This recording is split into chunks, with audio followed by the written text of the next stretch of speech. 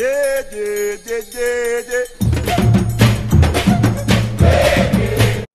and welcome to another episode of Stella's Meza. On today's episode, I'm going to be showing you how to make a quick curry that's inexpensive, delicious, and filling. And these are the ingredients you'll need. Over here I have some cubed potatoes and carrots. And I also have frozen peas. Now, if ice still stays on there, don't worry, it's not going to affect the taste at all. Or you can use fresh peas if you can find them. I have some diced onions. I have some ginger garlic paste. I have some cilantro. This is optional. You can put it in or you can leave it out. And I have some tomato puree. Now you can use either whole tomatoes if it doesn't bother you, the peels floating in your curry, or you can blanch your tomatoes and take off the peels, okay?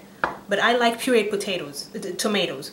And then for the spices, I have here some cinnamon, cumin, turmeric, coriander, and I have here a little bit of curry, of course. Now, to thicken the stew, you will need either cornstarch combined with water. In other places it's called corn flour. And in my blog, if you visit, you'll see exactly how to make that paste that'll thicken your stew, or you can use this. This, in most of East Africa, is very popular. It's known as Royco Mchuzi mix. It has cornstarch that thickens your sauces, whatever you're making, plus it also has spices in it. So you can use that. If you cannot find it anywhere, I do sell it on my Amazon store, and I will include a link to my store in the description box. So I'm going to take you over to the stove so we can start cooking. In my pot I have about 2 tablespoonfuls of canola oil. You can use any unflavored oil. Don't use olive oil because that flavor is too strong for this recipe.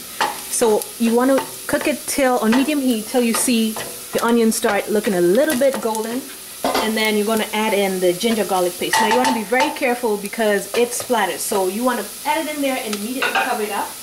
Okay, I'm going to cover it up for a little bit, let some of the moisture get out, and then you're going to go back in there and stir. And remember, this is on medium heat. Alright. Now I add this after the onions have started browning because I do not want the garlic to burn. It burns pretty fast, so you want to put it in once you see your onions have started turning a little bit brown. Cook it down a little bit, and then I'm going to come back and show you what we're doing next. We're going to add in our pureed tomatoes. And we're going to give it a stir. And then we're going to start adding in the spices, starting with the turmeric. You want to give it a chance to cook down a little, because it does have a distinct taste that a lot of people are not used to.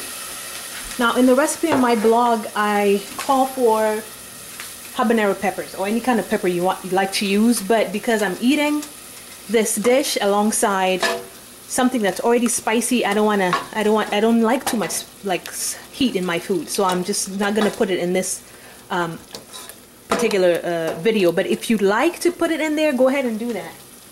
So I'm gonna throw the turmeric in, let it cook for a few minutes, like 2-3 minutes, and then I'm gonna add the other spices in, and I'll be right back with you, okay? I'm going to add in our curry powder now, and you also want it to cook for at least 2 minutes before you add the other spices. So 2 minutes for the turmeric, 2 minutes for the curry powder, and I'll be right back. Alright, I'm going to add the cumin in there and the coriander. Give it a stir, and then I'm going to add the cinnamon in there. And I wish you could smell this. It smells amazing. See, for meals like this, if you have something like this, there's no need to really eat meat. If you don't want to, you know, because it's delicious, it's inexpensive, takes hardly any time at all. Oop. And I'm going to put some cinnamon in there. And I've got a little heavy-handed there, but I'll leave the exact measurement in my blog as to what amount to put in there. All right, so I'm going to start adding my vegetables in there. I'm going to put the peas in there.